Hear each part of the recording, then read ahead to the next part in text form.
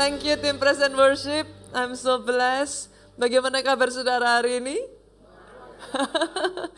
Kita masih masuk di dalam satu seri firman Tuhan yang berjudul Your Harvest Now.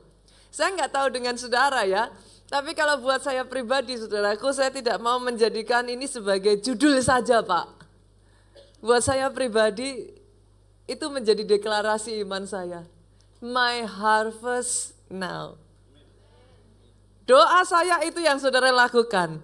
Setiap kali judul firman ini didengungkan, saudara berkata di dalam diri saudara sendiri, ada keberanian untuk mengatakan, tuaianku sekarang Tuhan.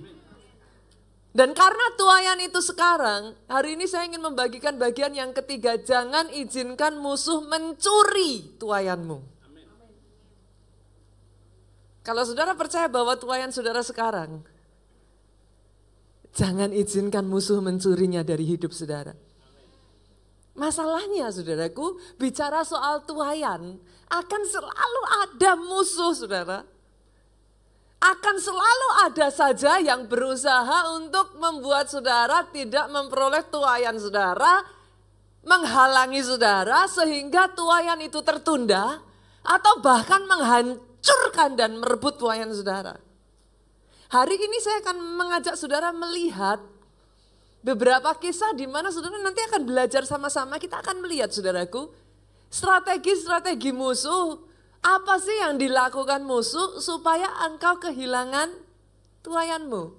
Dan by the way, sebelum saya memulai firman Tuhan hari ini, saya tuh dengar rumor saudara. Katanya banyak pendeta yang khotbah di Paragon mengatakan jemaatnya itu antusiasnya luar biasa. Saya nggak tahu saudaraku. Benar atau enggak saya nggak tahu. Tapi yang saya dengar rumor katanya setiap kali firman diberitakan aminnya paling keras, tepuk tangannya paling meriah saudaraku. Dan katanya sampai pendetanya aja keder saudara. Mari kita buktikan hari ini, amin. Boleh sekali lagi tepuk tangannya yang paling meriah buat Yesus Tuhan kita. Saya ajak terlebih dulu saudara buka dari Hakim-Hakim, kita lihat yuk. Kisah yang pertama, Hakim-Hakim pasalnya yang ke-6, ayatnya yang ke-3 sampai ayatnya yang ke-6. Kisah ini berbicara tentang bangsa Israel pada saat mereka ada di dalam penjajahan dari bangsa Midian. Kita lihat ini kisah tentang Gideon saudaraku. Ayatnya yang ke-3 saya bacakan, boleh kita bergantian, ayat yang ke-4 saudara baca, ayat yang ke-5 kita gantian, ayat yang ke-6 kita baca sama-sama. Yang sudah ketemu ayatnya katakan amin. Yang sudah ketemu karena lihat ke depan katakan amin juga.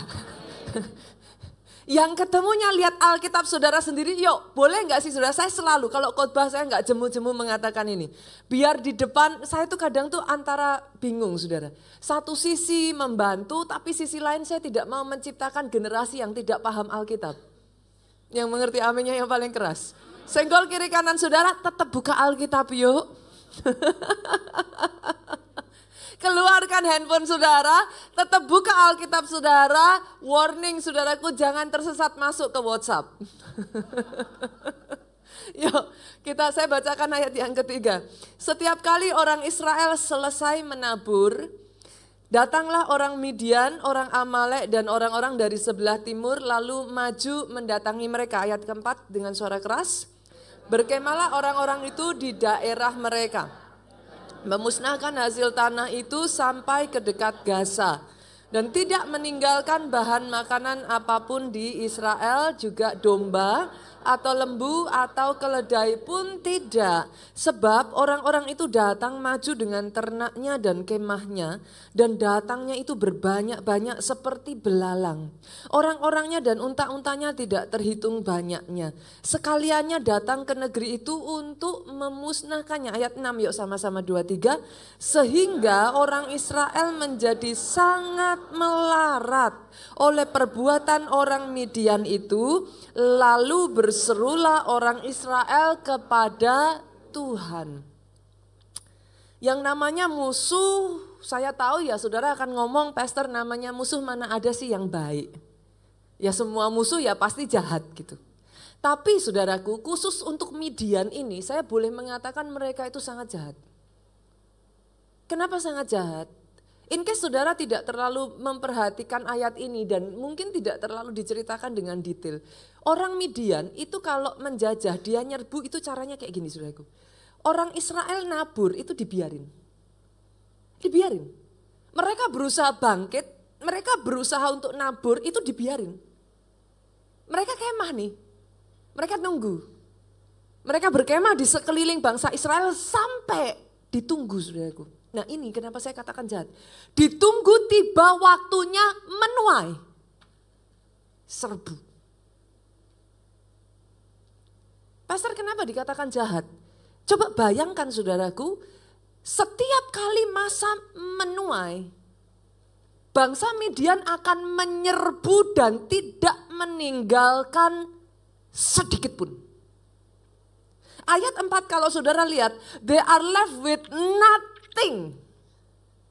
Tidak ditinggalkan apapun sampai ayat 6 dikatakan bangsa Israel jadi sangat melarat. Masa menabur itu masa kerja keras saudaraku. Setelah mereka kerja begitu keras, tiba waktunya menuai, habisin. Bisa kebayang gak saudara, traumanya kayak apa? Dan Midian lakuin itu dari tahun demi tahun, demi tahun, demi tahun. Orangnya gak dibunuh. Tapi lihat saudaraku, apa yang mereka kerjakan? Mereka membunuh pengharapan yang dimiliki oleh bangsa Israel. Every single year yang seharusnya masa menuai itu adalah sukacita Pak. Tapi di setiap masa menuai, ketakutan yang begitu mencekam saudaraku. Jangan-jangan kali ini pun aku akan kehilangan tuaianku. Apa yang dilakukan bangsa Midian, kenapa saya sebut jahat saudaraku? Karena mereka bukan hanya meninggalkan bangsa Israel itu dengan ketakutan. Mereka membuat bangsa ini tidak berani lagi berharap kepada Tuhannya. Karena dari tahun demi tahun, demi tahun, demi tahun mereka berharap tuaiannya direbut. Saya tidak tahu dengan saudara. Tapi in case ada di antara saudara yang kau berkata dalam dirimu, Pastor, saya sudah berdoa. Year after year after year, saya sudah tidak punya lagi keberanian untuk berharap. Itu yang dialami bangsa Israel, saudaraku. Bangsa Midian menyebabkan bangsa ini kehilangan their very hope in God. Tapi dengan ajaibnya saudaraku, dengan yang tersisa dari mereka, ayat 6 berkata, berserulah orang Israel kepada Tuhan. Itu sebabnya penting bagi saudara membaca Alkitab, saudara. Kenapa? Perhatikan kata Tuhan di sini, Tuhan-nya semua huruf besar, saudara. This is a specific God. Di mana setiap kali saudara melihat tulisan Tuhan itu semua ditulis dengan huruf kapital, saudara harus tahu ini Tuhan Allah Israel yang hidup. This is a specific God. Ini Tuhan Allah Israel yang hidup. Mereka sekali lagi mengumpulkan keberaniannya dan berseru kepada Tuhan. Seruan itu sampai ke telinga Tuhan, saudaraku. Seruan itu didengar Tuhan.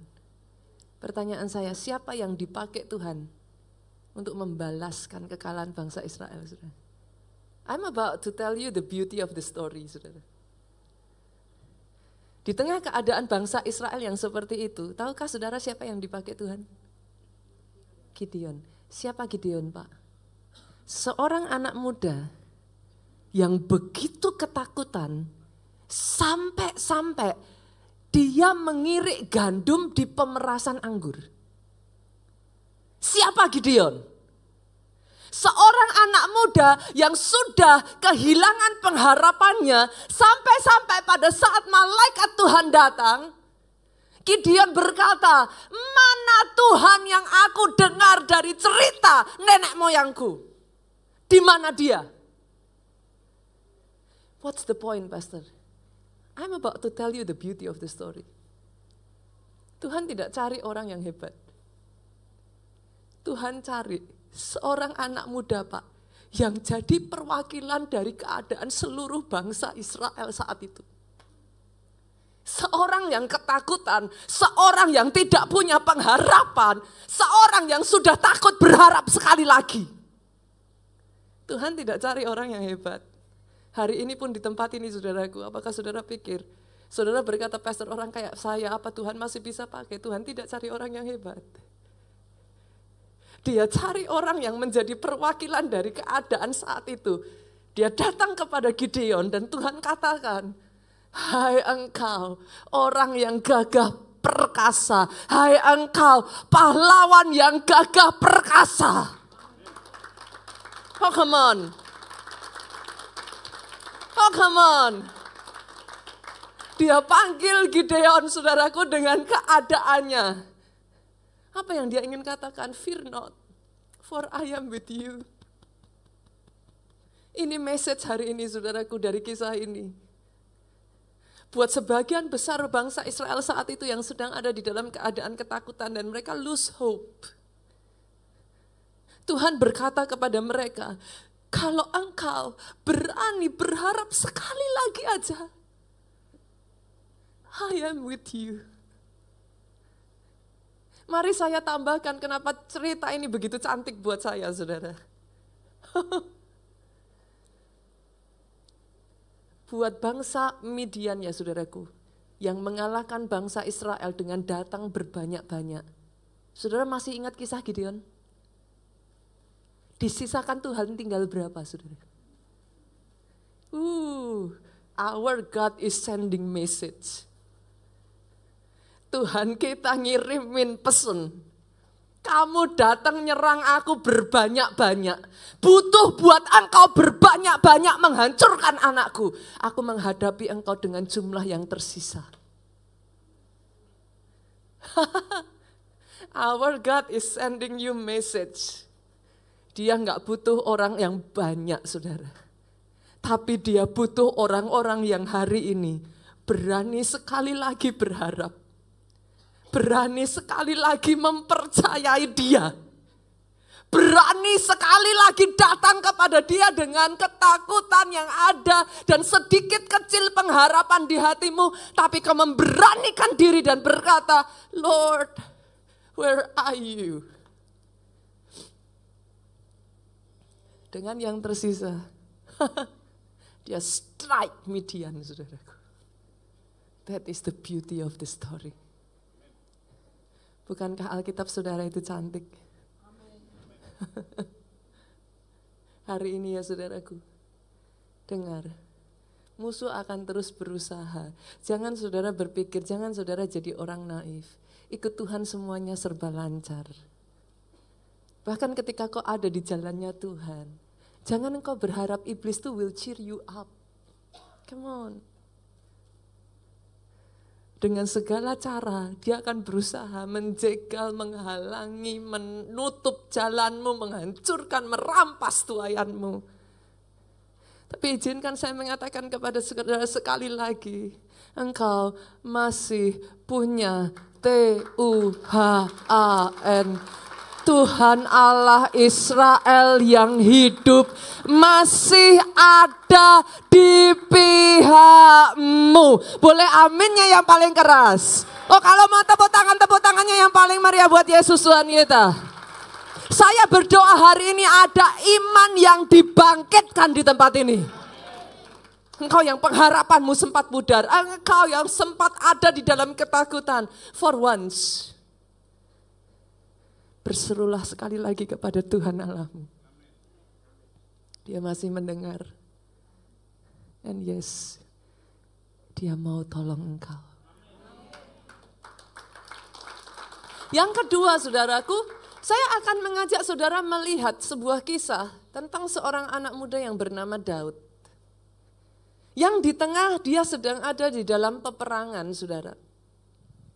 Dia ada di dalam peperangan, di tengah peperangan yang begitu besar, saudaraku. Kampung halamannya itu diserbu. Habis, saudara. Sebagian orang berkata kepada saya, Pastor, kalau harta yang diambil, harta bisa dicari.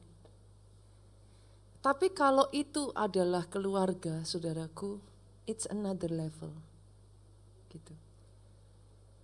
Itu adalah satu tingkat yang berbeda ya, saudara. Daud pulang dari berperang, saudara. Berapa banyak kadang-kala dalam kehidupan kita ini kita udah kerja keras, kita udah lakukan semua daya upaya ya saudaraku. Pulang hanya untuk mendapati apa yang tertinggal itu direbut dan habis. Dari kisah ini saya ingin mengajak saudara melihat bagaimana orang-orang Daud, mereka hancur saudaraku. Mereka hancur, mereka menangis begitu rupa saudara. Alkitab sampai mencatat tidak lagi bisa menangis, mereka marah saudara. Sampai-sampai mereka hampir membunuh siapa? Daud, pemimpinnya sendiri. Pertanyaan saya kepada saudara, what makes David different gitu? Apa yang membuat Daud berbeda? Apakah Daud nggak nangis? Daud ikut nangis bersama dengan mereka. Apakah Daud gak hancur hati? Oh, air matanya habis sama seperti anak buahnya saudara. Apakah Daud gak marah saudaraku? Dia marah. Tapi in case saudara gak notice, apa yang membedakan Daud? Dia menolak untuk tenggelam dalam kesedihannya. Yes, dia sedih. Siapa yang gak sedih? Ada di sini saudara yang ngadepin satu masalah di mana saudara berkata, Pastor aku hancur. Tapi kalau tidak terlalu berlebihan saudara, izinkan saya mengatakan kepada saudara, jangan tenggelam dalam kesedihanmu. Pastor saya marah. I understand saudaraku. Tapi bolehkah saya mengatakan kepada saudara, jangan sampai engkau terpuruk. Yang membedakan Daud dengan anak buahnya saudaraku, bukan dia tidak menangis Pak. Bukan dia tidak marah. Bukan dia tidak hancur hati Bu. Yang membedakan Daud.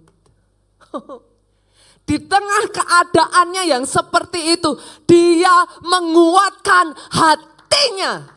Sekali lagi. Bolehkah saya katakan ini kepada saudara? Antara engkau dengan tuayanmu, jaraknya hanya sejauh seberapa kuat engkau membangkitkan dirimu sendiri. Seberapa kuat engkau menguatkan dirimu sendiri di tengah masalahmu. Jaraknya hanya sejauh itu saudaraku. Dan singkat cerita saudara, Daud kejar. Tuhan berikan. Kita lihat yuk apa yang terjadi ketika Daud mulai mencari Tuhan. Tuhan katakan kejar 1 Samuel 30 ayatnya yang ke-19 sampai ayatnya yang ke-20. Boleh nggak kita baca sama-sama? Dengan suara keras ya Bapak Ibu ya, boleh ya ayat 19. Tidak ada, stop sampai di situ saudaraku. Boleh nggak ini jadi deklarasi atas hidupmu? Kita perkatakan yuk, 2, 3. Tidak ada yang hilang pada mereka. Ganti kata mereka dengan aku. Tidak ada yang hilang daripadaku. Sepakat? 2, 3, kita baca sekali lagi dengan suara keras. Tidak ada yang hilang daripadaku. Jadi atas hidupmu, dari hal yang kecil sampai hal yang besar, sampai anak laki-laki, anak perempuan, tidak ada satu anakmu pun yang bisa diambil. Satu demi satu orang di keluarga mengenal Yesus, seisi keluarganya mengenal Yesus. Tidak ada satupun dari anggota keluargamu yang bisa direbut. Dari yang paling kecil sampai yang paling besar. Oh come on, berapa banyak KKS ada di tempat ini, boleh lambaikan tangan saudara. Tidak ada anak selmu yang bisa direbut. Tidak satu pun anak selmu yang bisa direbut. Satu demi satu dari yang paling kecil sampai yang paling besar. Dan dari jaran sampai segala sesuatu yang telah dirampas mereka. Perkatakan ini bersama dengan saya 2-3. Semuanya itu dibawa Daud kembali. Apa yang hilang dari hidupmu saudaraku? Dikembalikan. Saya gak tahu apa yang hilang dari hidup. Di masa pandemi ini. Kemarin dengan semua yang sudah terjadi. What is lost? Bahkan maafkan saya Bapak Ibu, kalau kau kehilangan apimu, dikembalikan. Ada orang-orang yang begitu diberkati Tuhan, tapi apinya hilang. Kalau kau kehilangan kasihmu mula-mula, saya harus berkatakan kepada saudara, dikembalikan. Dikembalikan. Kalau kau kehilangan kecintaanmu akan gereja Tuhan, kecintaanmu akan komunitasmu, kecintaanmu akan keluarga rohanimu, dikembalikan. Kau biarkan lagi begitu rupa. Kalau kau kehilangan semangatmu untuk melayani, dikembalikan. Bahkan kalau ada di tempat ini yang selama masa pandemi kemarin engkau kehilangan kesehatanmu, dikembalikan. Apa yang hilang saudaraku? Saya tantang saudara, dibutuhkan keteguhan hati untuk kau mengambil apa yang jadi bagianmu.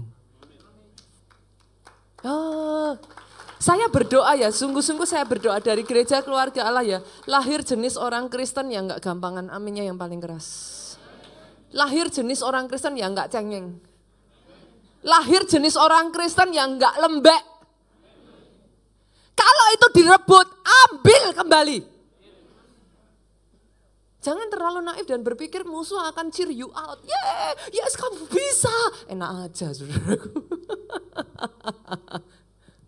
Setiap kali dia punya kesempatan Pak, dicegal. Apa yang saudara pikirkan? Saudara berpikir jalan menuju kesuksesan semudah itu. Yang ada saudara mundur, yang ada saudara nangis-nangis sama Tuhan, kenapa Tuhan izinkan ini semua terjadi? It doesn't work like that. Tidak ada satu sosok pribadi pun yang lebih menginginkan kau sukses selain daripada Tuhanmu. Karena di dalam semua kemenanganmu namanya dipermuliakan. Tapi dengar ini saudaraku, yes. Dari suksesmu pada posisimu sekarang, dari keadaanmu pada apa yang Tuhan janjikan. It takes hard work. Dibutuhkan keteguhan hati. Dibutuhkan saudaraku hati yang tidak tawar saudaraku. Itu sebabnya Yosua Tuhan katakan kuatkan dan teguhkan hatimu. Jangan tawar hatimu. Karena di masa kesusahan, kalau hatimu tawar, kecil kekuatanmu. Pastor sama-sama gak ada pengharapan, pastor sama-sama gak ada kekuatan lagi. Kuatkan, teguhkan hatimu sekali lagi.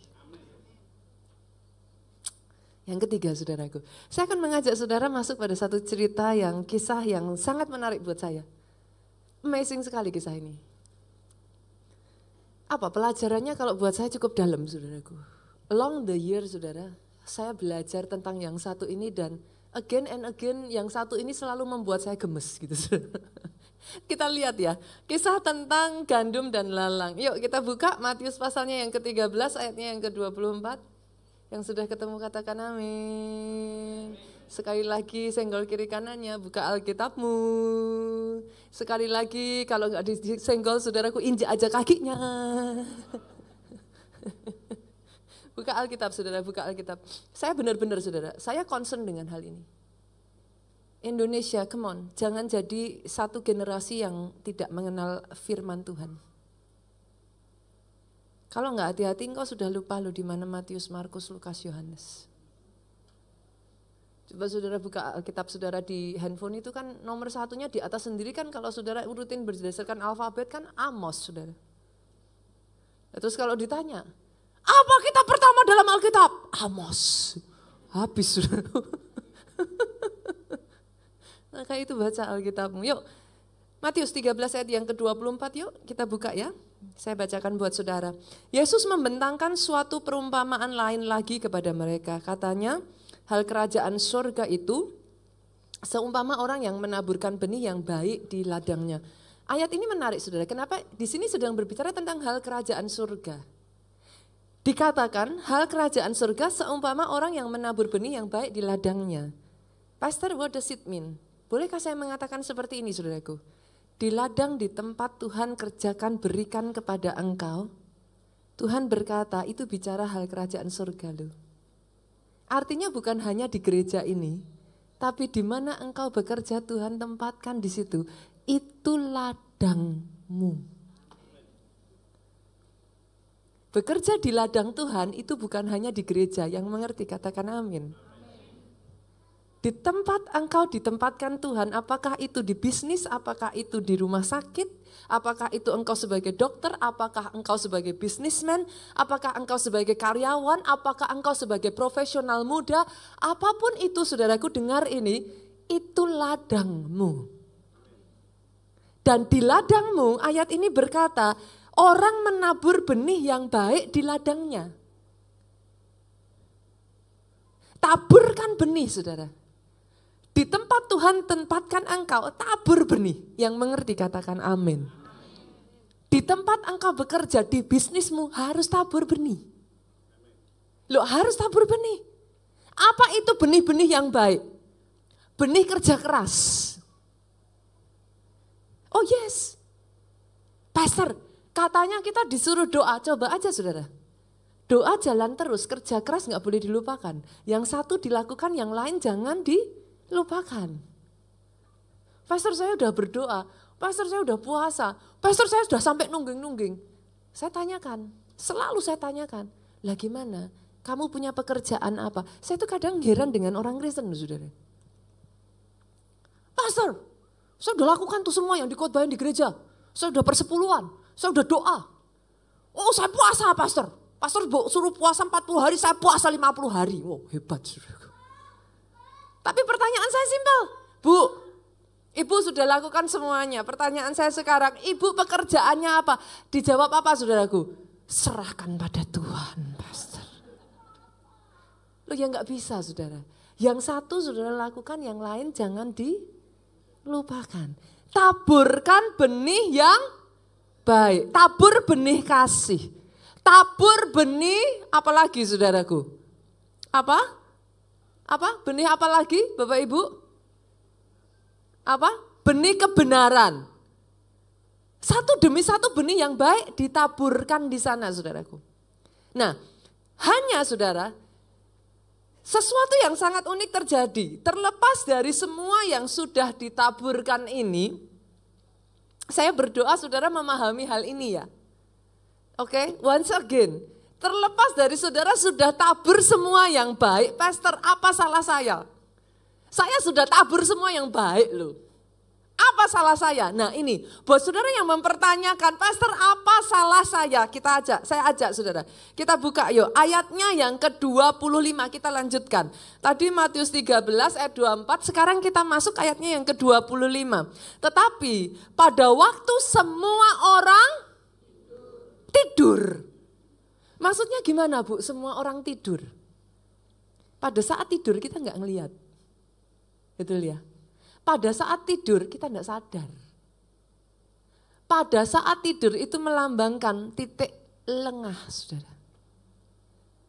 Pada saat tidur, apa yang dilakukan saudara? 2, 3 sama-sama kita baca yuk. Datanglah musuhnya menaburkan benih lalang di antara gandum itu lalu pergi. Jangan naif ya Bapak Ibu. Pastor saya sudah lakukan yang baik, kenapa Tuhan izinkan? Bukan Tuhan jahat. Tapi pada saat engkau tidur, pada saat kau nggak lihat, pada saat kau nggak sadar, ada musuh Pak. Dia nabur. Nah, cuman saya ingin mengajak saudara melihat menariknya dari kisah ini dan saya nggak tahu apakah saudara perhatian. Pertanyaan saya saudaraku, musuh datang di ladangnya siapa? Katakan ladang saya. Oke, musuh datang di ladang saya. Ini jadi pertanyaan, segampang itukah orang luar bisa masuk? Pertanyaan saya lagi, coba perhatikan saudara. Ini ladangnya siapa? Ladang saya. Orang luar kok bisa masuk? Perhatikan ya saudara. Ini ladangnya kita. Memangnya segampang itu orang luar masuk Pak? Terus kalau enggak, pertanyaan saya, musuhnya siapa? Halo? Ini hard truth saudara. Saya nggak tahu saudara perhatikan ini apa enggak, tapi ini tricky. Itu ladang-ladang kita, nggak segampang itu orang luar masuk. Lah terus yang disebut musuh siapa?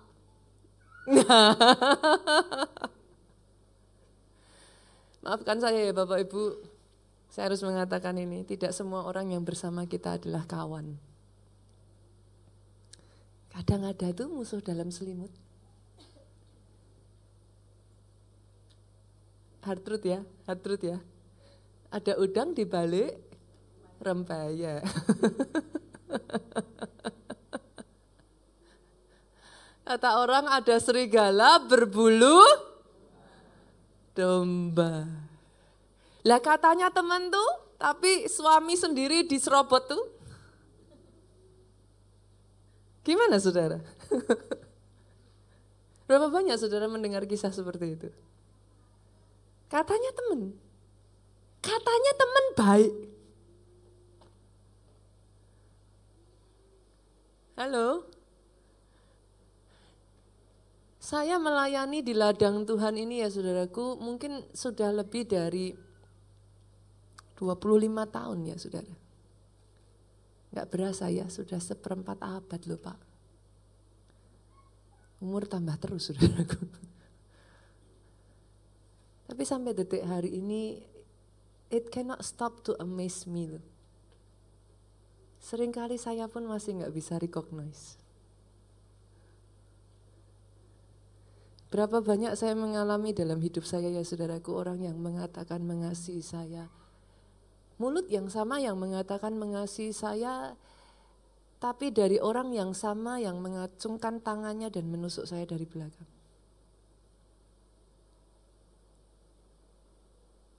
Firman Tuhan minggu lalu ya.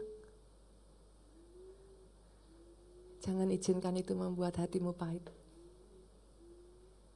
Jangan izinkan itu menghancurkan engkau. Tapi setiap apa yang Tuhan izinkan terjadi, biarlah itu membentuk engkau jadi pribadi yang spesial.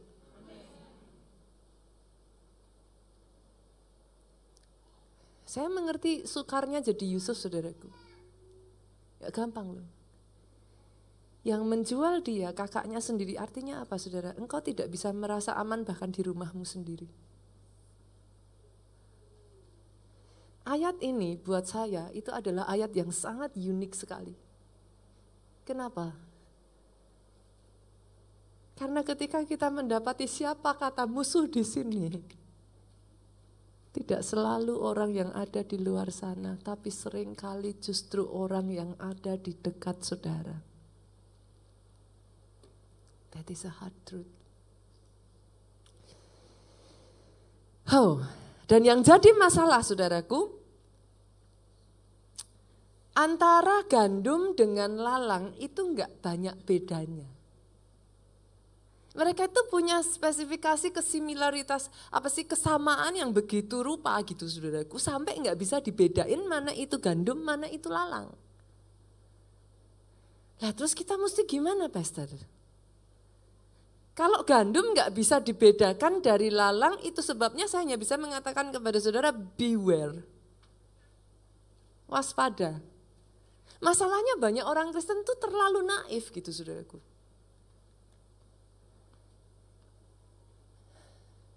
Dalam perjalanan saya mengikut Tuhan ya saudaraku. Dengan sangat disayangkan saya belajar satu hard truth ini saudaraku. Jangan pernah percayakan hidup saudara kepada manusia. Andalkan Tuhan. Oh kalau mau tepuk tangan yang paling meriah. Saudara tahu Pastor E.A. Adeboye ya saudaraku di dalam apa yang sudah mereka alami ya 17 juta jemaat coming. Dia terakhir saya datang ke Nigeria itu ditulis besar-besar visinya mereka sudah 40 juta jiwa saudara. Amazing. Ketika dia diwawancara CNN bertanya kepada beliau saudaraku apa satu pesan yang kau bisa berikan kepada orang Kristen. Saudara tahu apa yang dia katakan? Ketika saya dengar dia ngomong itu saya langsung netesin air mata saudara. Karena kadang semakin engkau dibawa naik gak segampang itu. Sometimes it's a lonely path. Pastor Adeboye ketika diwawancara ini yang dia katakan. Trust God only. Ketika saya dengar dia ngomong itu, air mata saya netes. Karena orang yang sama yang mengatakan itu pernah hampir diracuni oleh orang terdekatnya sendiri.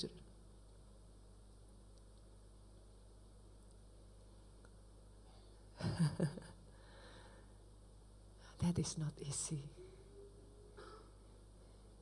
Tapi berapa banyak saya harus katakan kepada saudara. Tuhan mau engkau jadi orang-orang yang besar. Yes. And yes, you can endure it. Bisa kok. It will not gonna break you. It will not gonna make you bitter. It will make you special. Kita lihat ya saudara. Pastor terus kalau kayak gitu, apa yang harus saya lakukan? Ternyata saudara, ayat 26 itu ngomong gini. Ketika gandum itu tumbuh dan mulai berbulir, nampak juga lalang. Jadi seringkali lalang itu baru muncul ya saudara, ketika si gandum ini udah tumbuh Pak. Ketika muncul buah, bulir itu kan kalau buat gandum buah ya saudara. Nah disinilah firman Tuhan itu ngajarin kepada kita, dari buahnya engkau tahu pohonnya. Over the time saya itu belajar satu hal yang ya sekali lagi sudah. Is it okay kalau saya bicara hard truth seperti ini? Is it okay? Oke ya. Over the time saya belajar, jangan percayai perkataannya, percayai tindakannya. Manusia boleh berkata apapun saudaraku. Orang yang sama yang berkata haleluya, gloria bagi anak domba, besoknya ngomong salibkan dia. Jadi kadang-kala it's not an easy path saudara. Tapi ayat ini ngomong, Pastor kalau gitu saya taunya dari mana? Kita kepinginnya dalam pekerjaan saudara, kita kepinginnya percayanya semua karyawan kita baik, amin. Amin dong. Orang yang saudara percayai, orang yang sudah saudara perjuangkan masa sih. Tapi berapa kejadian justru orang yang paling dipercayakan yang nilep uang kan? Yang justru bawa pergi uang kan? Pastor terus gimana? Caranya kita kepengennya semua itu gandum Pak, kalau bisa gitu kan. Nah terus ini mau digimanakan? Kita lihat ya saudara, ayat 27. Sampai-sampai si hamba dari Tuhan ini nih penasaran datang sama tuannya, dia ngomong, Tuan, bukankah benih baik yang Tuhan taburkan di ladang Tuhan? Tuhan kan naburnya baik, terus dari mana lalang itu? Tuannya jawab ayat 28, jawab Tuhan itu seorang musuh yang melakukannya. Jadi jangan kaget ya, mulai dari sekarang jangan kaget ya Bapak Ibu yang mengerti, katakan amin. Ketika itu terjadi, yang pertama jangan salahkan Tuhan, aminnya yang paling keras. Ketika itu terjadi, jangan berkata kenapa Tuhan izinkan. Sekarang sudah mengerti ya? dalam kehidupan kita adalah pertandingan iman. Itu sebabnya kenapa saudara bertekun dalam ibadah setiap hari Minggu. Kenapa saudara bertekun komsel. Kenapa saudara bertekun baca firman, bertekun beribadah, bertekun saat teduh. Kenapa saudara? Imanmu harus kuat. Dalam pertandingan iman, imanmu harus kuat. Karena yang namanya masalah, tantangan, tembok, semua musuh itu akan datang menyerbu engkau. Dan itu only normal, itu wajar. Tapi kalau imanmu kuat, kokoh, satu demi satu masalah kau lampaui. Pada saat kemenangan demi kemenangan terjadi, nama Tuhan dipermuliakan. Nah, ayat ini ngomong saudara, 28 ngomong. Seorang musuh datang, berkata hamba itu kepadanya, jadi maukah Tuhan supaya kami pergi mencabut lalang itu? Loh sudah ketahuan. Tuhan mau dicabut enggak? Masalahnya satu lalang dicabut, gandumnya kena. Lalu apa yang dilakukan Tuhan itu saudara?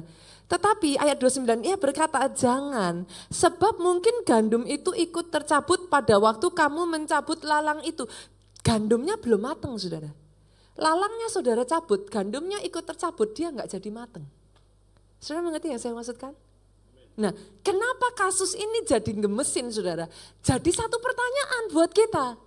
Pastor, ngomong-ngomong saudara notice enggak? Ternyata adanya lalang itu tidak membuat si gandum enggak bisa tumbuh loh Pak. Saya tanya, tadi ada lalang nih, gandumnya tetap tumbuh enggak? Loh tumbuh. Loh jadi pertanyaan dong. Ada lalang, gandum tetap tumbuh, kenapa musuh taruh lalang? Kan enggak membuat gandumnya jadi enggak tumbuh. Pernah berpikir enggak? Kenapa musuh taruh lalang? Kalau toh gandum bisa tumbuh. Tahukah saudara, yang dinantikan musuh itu bukan masalah gandum itu akan hancur dari lalang. Tapi musuh menanti, engkau salah merespon, engkau emosi, engkau enggak sabar. Kau cabut tuh lalang, belum pada waktunya, rusak gandummu.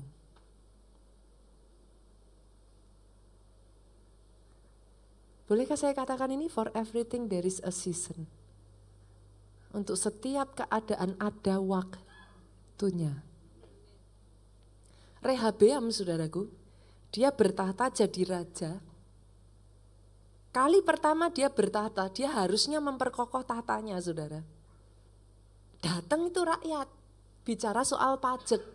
Zaman papahmu dulu, kita tuh dikasih pajak. Salomo tuh padahal baiknya baik saudara. Di zamannya Salomo rakyat itu makmur. Dan di zamannya Salomo diem semua. Rehabeam naik, mulai buka mulut. Zaman papahmu dulu ya, kami diteken. Kasih kami keringanan. Lepaskan kami dari pajak, kami akan mengikut engkau. Rehabeam jengkel. Ini zaman papa dulu dia diem. Sekarang tiba-tiba ada provokator. Nah pertanyaannya saudaraku, nah di sini titiknya. Doa saya atas pribadi, lepas pribadi, lepas pribadi, lepas pribadi. Tuhan taruh hikmat dalam hidupmu. Kenapa? Karena gara-gara provokator ini Rehabeam jengkel, dipukul mereka semua. Ayahku dulu hanya sekelingking, sekarang aku akan menekan engkau lebih lagi. Saudara tahu dari 12 suku, Rehabeam kehilangan 11 suku.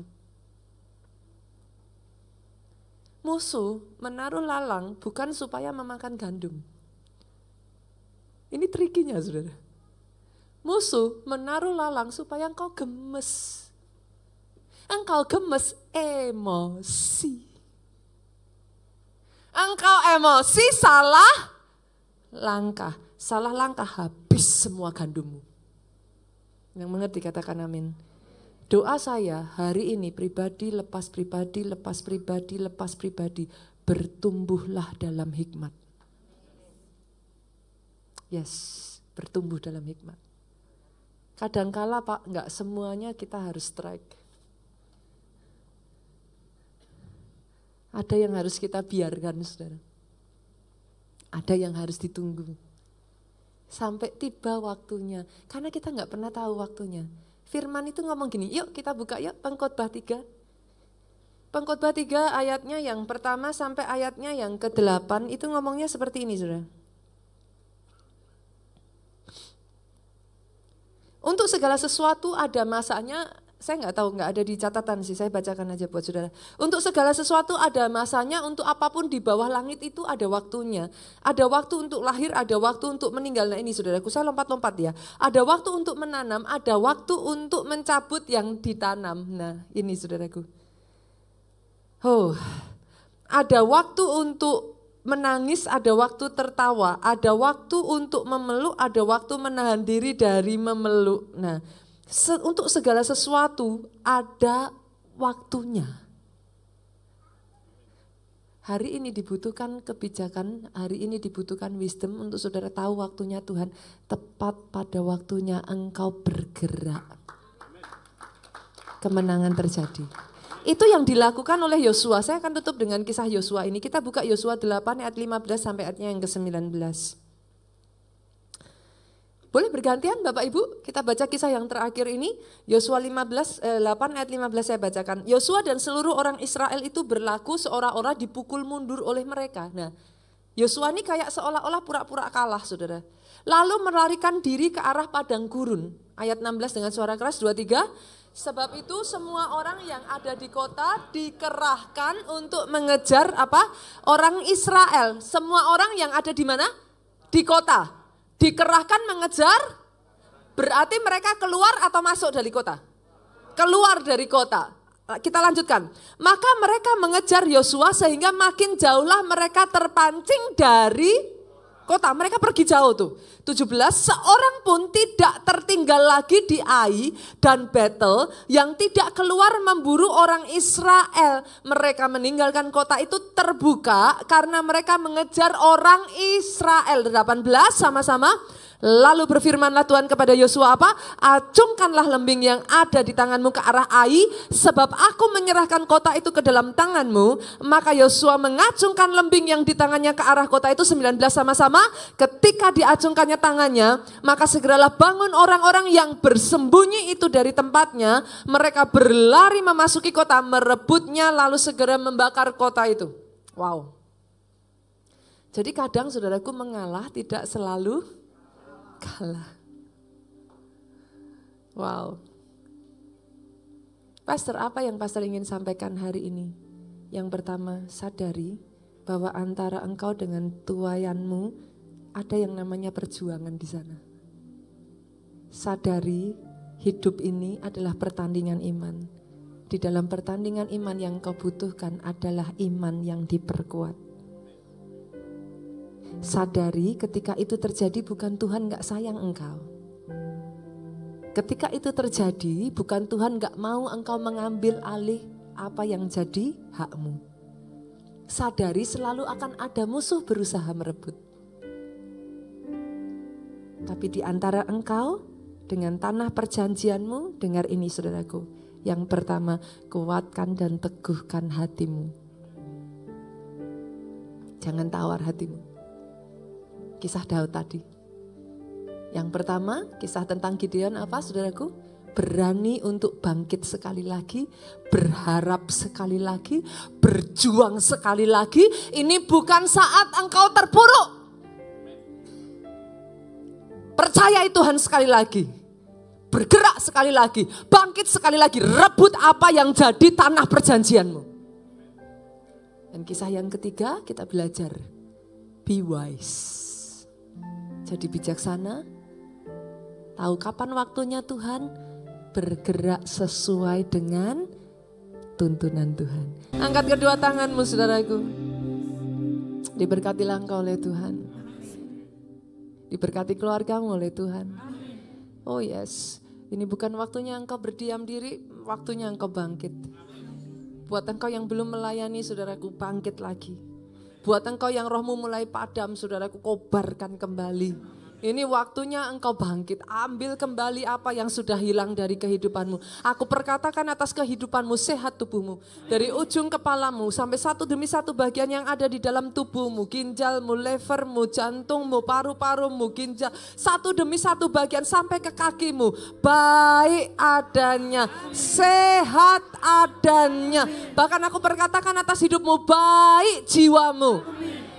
Oh yes, tidak ada kepahitan, tidak ada sakit hati, tidak ada kebencian, tidak ada kekecewaan. Baik jiwamu, sehat jiwamu, kuat rohmu. Bertekunlah di dalam doamu, bertekunlah di dalam engkau membaca firman, bertekunlah di dalam ibadahmu, bertekunlah di dalam kelompok selmu, tekun di dalam berpuasa, kuat rohmu, panjang umurmu.